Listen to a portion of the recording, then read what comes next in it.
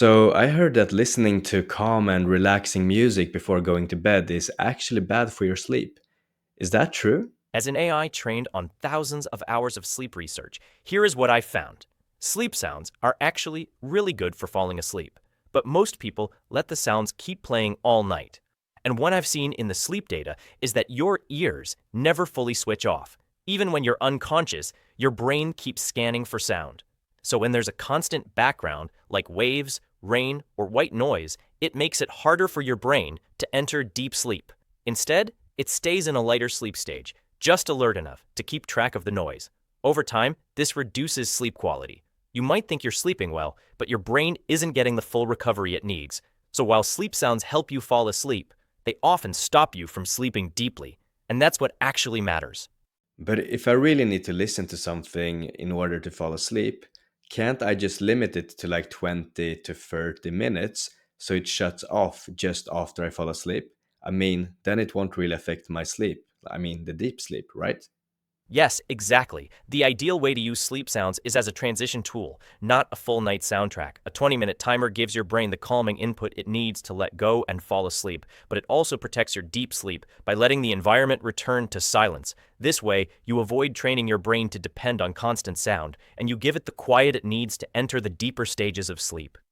Think of it like using stabilizers when learning to ride a bike. They help you at first, but you don't want them forever. I've seen that there's a lot of other things like delta waves, binaural beats, white noise. How do these things affect sleep and sleep quality? There's definitely growing interest in things like delta waves, theta waves, and binaural beats, especially in the sleep and focus communities. And the data shows that some users do report positive effects, especially in falling asleep faster or feeling more relaxed. But here's the nuance. These frequencies don't force your brain into sleep. What they do is encourage certain brainwave patterns by creating an auditory environment that mimics them. So with delta waves, for example, you're not being pushed into deep sleep, you're being gently nudged in that direction. The effect is subtle and usually works best when combined with other good sleep habits. So yes, they can help, but they're not magic. Think of them more like mood lighting for the brain. No switch, but a soft influence. But when it comes to things like meditation, would you say that's more efficient than this kind of calm and relaxing music in order to fall asleep quicker? Yes, meditation can be a very effective alternative to sleep sounds, and in many ways, it's actually better because it helps your brain relax without creating ongoing stimulation during the night.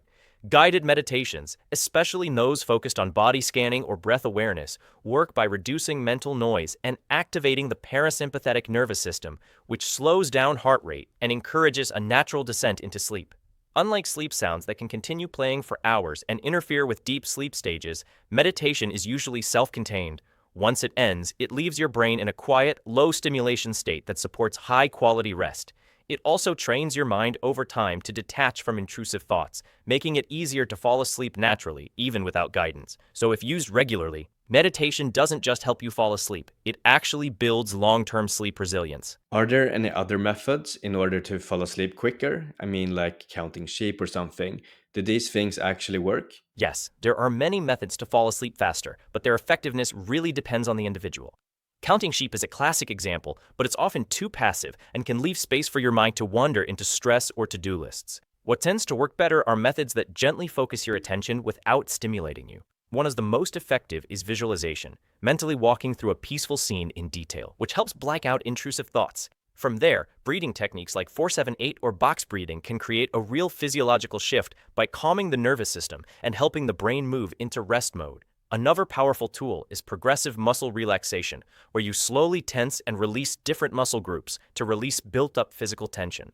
Some people also respond surprisingly well to paradoxical intention, which means trying to stay awake on purpose. By removing the pressure to fall asleep, your body often lets go more easily.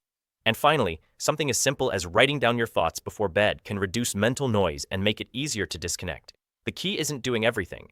It's finding one calming habit that fits how your brain works and sticking with it, because that's what turns it into a reliable sleep signal.